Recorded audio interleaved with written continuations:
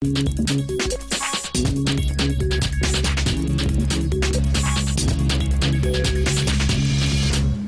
à tous et bienvenue, il est 18h30, vous êtes dans le nouveau journal. Ce soir à 21h, l'équipe de France de football tentera de consolider sa première place dans son groupe de qualification pour les éliminatoires de l'Euro 2012. Ça se passe au Luxembourg. Mais ce qui fait vraiment parler, c'est la probable titularisation de Franck Ribéry et de Patrice Evra, deux des meneurs du fiasco de la dernière Coupe du Monde. Au-delà de l'enjeu sportif, fallait-il les rappeler en équipe de France? Pour en parler, Manon, Nader et Nicolas et Gérald de Mathieu, rédacteur en chef de Direct Sport. Bonsoir à vous quatre et merci d'avoir accepté notre invitation. Mais avant notre débat, l'actualité de ce vendredi 25 mars. Dernier grand test électoral avant la présidentielle. Dimanche, on vote pour le second tour des cantonales. Ce scrutin devrait confirmer l'avantage de la gauche dans les départements face à une UMP à la peine. Une élection qui pourrait aussi donner au Front National des conseillers généraux qu'il n'a pas actuellement. L'analyse d'un politologue au micro de Sébastien Duport.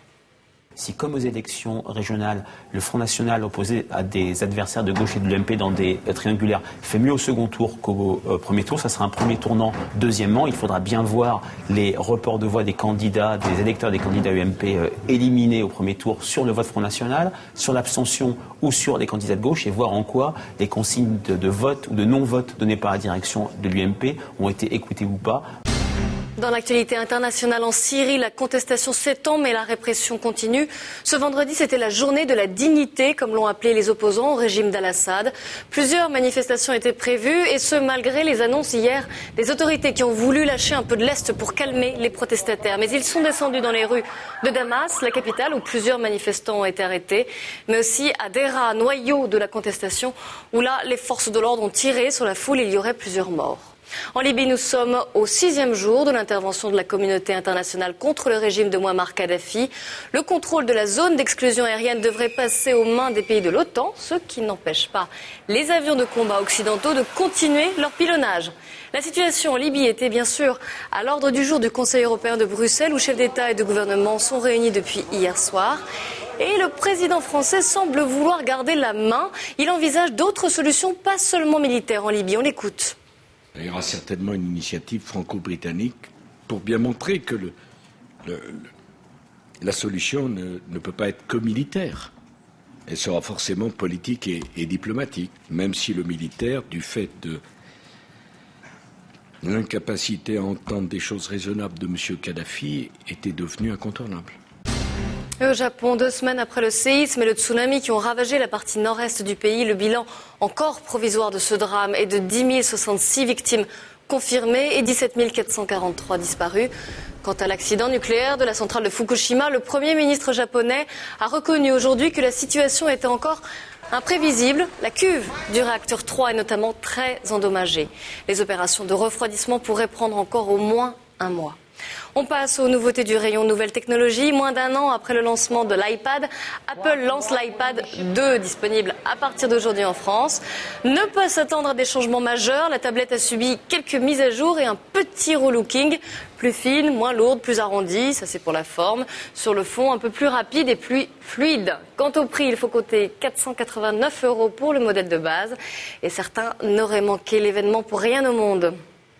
Je voulais ce iPad parmi les premiers pour avoir l'exclusivité parce que voilà, il est fun, maintenant ils le font dans une autre couleur, un nouveau coloris, le blanc.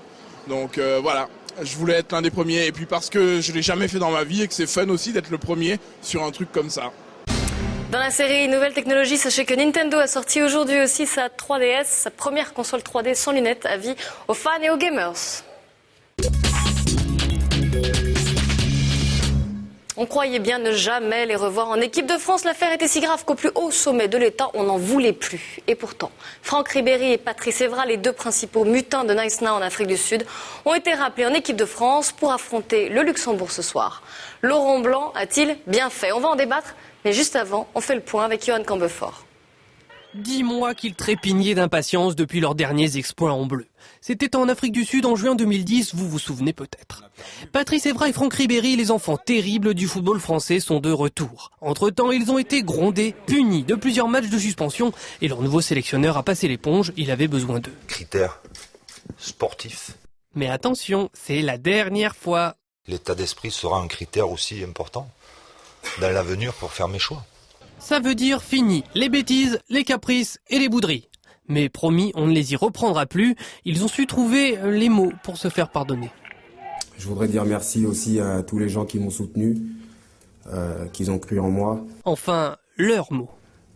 Quand je dis des moments difficiles, je parle de cette Coupe du Monde, de cette après-Coupe du Monde, de ces 5 matchs que j'ai pris de suspension, dont j'ai été condamné en tant que capitaine de l'équipe de France et non en tant que meneur. Et c'était presque spontané. Je m'en veux, je m'en excuse. Bon, le principal, c'est qu'il soit content d'être là. Je suis très content, je suis très heureux de revenir en équipe de France. Bon, maintenant c'est fini, Naïsna. La nouvelle équipe de France sera-t-elle désormais exemplaire sur le terrain, comme en dehors? Alors, Patrice Evra et Franck Ribéry auraient-ils dû réintégrer l'équipe de France? Qu'en pensez-vous, Nicolas? Alors pour moi, non. Non du tout, parce que déjà, je pense que dans le football, il y a être sur le terrain et savoir jouer, et aussi pas bafouer les valeurs du sport. D'accord. Vous, Manon, vous en pensez quoi? Je suis assez partagée. Je pense que sportivement, on a besoin d'eux, et que des sportifs de leur envergure doivent montrer le bon exemple. Et donc, oui, mais sous condition. Robert? Moi, je suis tout à fait pour. Ah, et on très a une content. gradation. Exactement. Très content qu'ils soient de retour, parce qu'on avait besoin d'eux aussi. Je parle sur un plan sportif. C'est les 2 meilleurs en France aujourd'hui à leur poste. Et ils vont faire beaucoup de bien à cette équipe de France. Et vous oubliez en fait ce qui s'est passé en Afrique du Sud? Complètement. C'était l'année dernière, c'est fini, c'est terminé. Ils ont purgé leur peine. On n'en parle plus et on part sur de bonnes bases. Gérard Mathieu, vous êtes rédacteur en chef de Direct Sport. Qu'est-ce que vous en pensez? Est-ce qu'ils auraient dû réintégrer cette équipe de France? Moi, je pense que dans la société civile, tout condamné ayant purgé sa peine a droit à une seconde chance. Donc, je vois pas pourquoi ce principe fondamental ne s'appliquerait pas aux sportifs, au domaine du sport, au foot en l'occurrence. Donc, plutôt content de les voir sur le terrain ce soir? Content, je vais pas m'emballer, voilà, pas d'enthousiasme débordant, mais en tout cas, voilà, j'estime qu'ils ont purgé leur peine. Il y a une autorité compétente, en l'occurrence la commission de discipline de la Fédération française de football, qui a statué sur leur cas. Il y a eu un différent barème de sanctions qui a été établi. Voilà, Ribéry a purgé ses 3 matchs, Evra a purgé ses 5 matchs. Alors peut-être pour la symbolique, il aurait été peut-être un peu plus judicieux de les sanctionner, peut-être pour l'intégralité de la saison. Ça, on peut peut-être reprocher ça à la commission de discipline. Enfin, toujours est-il qu'ils ont purgé leur peine et donc ils ont le droit de revenir. Que répondez-vous à Nicolas qui a évoqué les valeurs du sport qui ont été bafouées? Ah, ça, je suis entièrement d'accord. Ça, là-dessus, je suis entièrement d'accord. Ils ont outragé le maillot bleu, il y a les valeurs du sport qui ont été piétinées. La Coupe du Monde, qui est quand même l'un des événements majeurs au monde, qui a été pareil, piétiné. Donc ça, je suis entièrement d'accord. Parce qu'il faut savoir quand même que c'est aussi des personnes qui, voilà, pour des petits, c'est aussi leur exemple. Donc, des jeunes qui veulent faire du foot, c'est leur idole. Et d'avoir piétiné pendant la Coupe du Monde, comme ils l'ont fait, le drapeau français, je trouve ça inacceptable. Et nouveau sélectionneur, ça veut dire aussi nouvelle équipe, justement. Est-ce qu'ils ont... Donc en gros, on aurait dû tirer un trait sur tout ça pour vous, Nicolas. Voilà, exactement. On aurait dû tirer un trait et prendre peut-être des nouveaux talents, peut-être, je sais pas, ouvrir un casting de nouveaux joueurs. Là, c'est les Français, ils ont été déçus complètement de la Coupe du Monde, et là, on les reprend. Moi, je trouve ça... Ça, c'est incontestable. Selon moi, en revanche, je trouve que c'est un peu trop radical de dire, voilà, tolérance zéro, on les sanctionne, on les bannit à vie. Je pense, voilà, je reviens sur ce que je disais, je pense qu'ils ont droit à une seconde chance. Moi, je voudrais m'appuyer sur un exemple, il s'appelle David Millar, c'est un cycliste qui a été sanctionné en 2004 pour dopage. C'est quelqu'un qui a bricolé, qui s'est chargé durant toute sa carrière. Et au moins, cette sanction, il a purgé une sanction de 2 ans. Et lorsqu'on l'a retrouvé, après, c'est quelqu'un qui est devenu, maintenant qui a valeur d'exemple, qui a tiré les leçons du passé. Donc voilà, j'ose espérer qu'il y aura ce déclic, chez ces 2 joueurs. Et au moins, ça prouve qu'une seconde chance, ça peut avoir des vertus. Ils ont pris conscience de la gravité de leur acte. Alors là, je rappelle qu'ils se sont excusés, mais... Ils ont pris conscience, puisqu'ils ont purgé leur peine. Ils reviennent en s'excusant. Mais c'est facile aussi de s'excuser, parce que... voilà. C'est vrai qu'on s'attendait quand même à des excuses un peu plus. Voilà. Il y a aussi le staff derrière qui était là pour appuyer, dire voilà comment tu fais, comment tu prépares ça. Est-ce que c'était vraiment sincère ou c'était conventionnel? Ça, je suis assez d'accord. C'est vrai que leurs excuses n'ont pas été vraiment super convaincantes. On les jugera sur le terrain. On les jugera pas ailleurs. Pour moi, c'est les meilleurs à leur poste et on les jugera sur le terrain. Il n'y en a vraiment pas d'autres? Disons, Ribéry, vraiment au sommet de sa forme et de son art, il est absolument incontournable. Evra, on va dire que c'était une sélection par défaut, puisqu'en fait à son poste, il y a Eric Abidal qui vient d'être opéré en fait d'une ablation d'un kyste au foie, d'une tumeur au foie, exactement. Ouais. Donc c'est la raison pour laquelle voilà, il a été rappelé. Je suis pas forcément convaincu que Laurent Blanc l'aurait rappelé parce que je pense qu'il y a encore une incompatibilité d'humeur entre les deux. Saison cette année, incontestablement, sans problème. Mais vous pensez pas que ça peut envenimer l'ambiance des vestiaires, leur retour? Pas du tout, parce qu'en fait. La particularité en fait de ce retour, c'est que autant lorsqu'ils ont quitté de fait l'équipe de France, lorsqu'ils ont été sanctionnés, ils ont été sanctionnés ils avaient le statut de cadre, de taulier. Là, ils reviennent dans une position en fait complètement inverse, c'est-à-dire que dans l'intervalle, il y a d'autres joueurs qui les ont remplacés, qui ont pris clairement les clés de l'équipe de France, les clés du camion. Donc maintenant, ils arrivent, ils vont devoir s'intégrer dans ce collectif. Ils vont absolument pas pouvoir s'imposer, rouler des mécaniques comme ils pouvaient le faire peut-être précédemment. Moi, je pense pas. Et puis surtout, Laurent Blanc va être vraiment le garant de cette discipline, de cet état d'esprit. Il sera hyper vigilant. Il est taulier aujourd'hui quand même dans cette équipe ou pas alors? Non, mais il commence à avoir quelques cadres, quelques joueurs incontournables. Il y a une ossature clairement qui commence à se dessiner. Donc voilà, ce sont ces joueurs. Quelqu'un comme Karim Benzema qui est absolument incontournable. Quelqu'un comme Hugo Lloris, même s'il est plus discret au niveau du tempérament. Quelqu'un comme Florent Malouda. Alors lui, il s'avère que il a participé à la Coupe du Monde. Quelqu'un comme Samir Nasri. Mais ce sont des gars qui ont un état d'esprit sain. En tous les cas, ils commencent à devenir incontournables. Il y a un noyau dur de 5, 6, 7 joueurs qui commencent à se dégager. Et voilà, c'est eux maintenant qui sont les dépositaires du jeu et de l'état d'esprit de l'équipe de France. Et vous ne pensez pas que ça peut choquer justement les supporters de ce retour? Encore une fois, moi je m'appuie sur, il y a eu une sanction disciplinaire, ils ont purgé leur peine. Encore une fois, je fais le parallèle avec ce qui se passe dans la société civile. Là, pas plus tard, il y a un mois, il y a eu un remaniement ministériel, on a rappelé Alain Juppé, on a rappelé... tout à fait toute proportion gardée, mais toujours est-il, ils ont été sanctionnés, pénalement. Est-ce qu'il pourrait y avoir des sifflets ce soir? Non, vous pensez pas? Moi, je pense que c'est possible. Moi, j'avoue que c'est possible. Ce serait ridicule. Moi, je trouve que ce serait ridicule parce que, encore une fois, on parle d'un plan sportif. Laissons Laurent Blanc faire son travail. Oui, mais un plan sportif aussi, c'est pas bafouiller les valeurs du sport aussi. Je comprends des supporters qui sont vraiment attachés au football. Je pense que c'est pas bien de les siffler, mais on peut s'attendre à une grosse surprise. Si vous me permettez, j'ai vu justement sur le site internet, sur votre site, vous avez lancé justement un débat. Fallait-il les rappeler ou pas?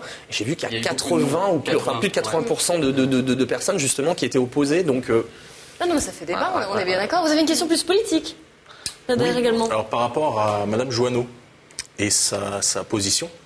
Avant le retour des joueurs, pendant.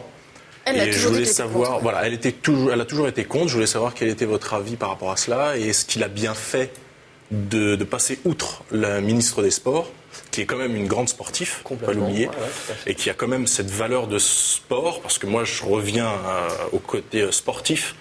C'est pour ça que je dis qu'il a bien fait, parce que je suis tout à fait d'accord avec les valeurs négatives morales. Mais est-ce que vous pensez qu'il a bien fait de passer outre la ministre? Moi je pense, alors surtout qu'il y avait quand même un petit quiproquo entre les deux, ils se sont vus dans l'intervalle, visiblement, Madame la ministre, après ce que j'ai lu, ses dernières déclarations, elle a un peu édulcoré ses propos, c'est vrai qu'elle regrettait qu'ils aient été rappelés, c'est vrai que je peux la comprendre, elle effectivement elle a un vécu de sportive, mais elle est d'abord et avant tout maintenant une politique, donc il y a certaines valeurs aussi de la République, il y a quand même, il y a eu une honte nationale, donc je comprends qu'elle ait clairement défendu cette position, et ça la regarde, mais je peux tout à fait comprendre. Et là, maintenant, ils sont vraiment à laisser, ces deux joueurs. S'il y a faute, s'ils ne font pas leur preuve sur le terrain, s'il y a encore des comportements vraiment négatifs, est-ce que Laurent Blanc devra, cette fois-ci, leur dire « stop », c'est fini, vraiment. Je pense qu'avec Laurent Blanc, pour l'avoir connu, lorsqu'il était joueur, le connaître un peu moins maintenant, mais d'après ce qu'on m'a dit, c'est quelqu'un, qui a une ligne directrice, qui a une certaine déontologie. Je pense que. Exactement. Et puisqu'on est dans LCI, un petit pronostic pour ce soir? C'est le match piège par excellence. Donc franchement, un peu, allez. Parce que ça va être attaque-défense. Donc allez, s'ils gagnent 2-0, franchement, c'est champagne. Moi, je dirais 1-0. 2-0. Moi, je pense qu'ils vont réitérer ce qu'ils ont fait au match aller. Et sur coup de pied arrêté, ils vont marquer. D'accord. Voilà. Merci beaucoup, je vous laisse aller regarder le match. C'est dans quelques heures, 21h. Merci beaucoup Gérald Mathieu, merci également à Nicolas, Manon et Nader. C'est la fin de cette édition, merci à vous d'avoir suivi. Tout de suite vous retrouvez Jean-Marc Morandini et toute son équipe bien sûr. Quant à nous, on se retrouve lundi à 18h30 pour un nouveau journal, mais d'ici là, n'hésitez pas à vous rendre sur le site lenouveaujournal.fr pour regarder les offs, les replays et bien sûr pour participer si vous le souhaitez et prendre la place de Nader, Manon ou Nicolas. Bonne soirée.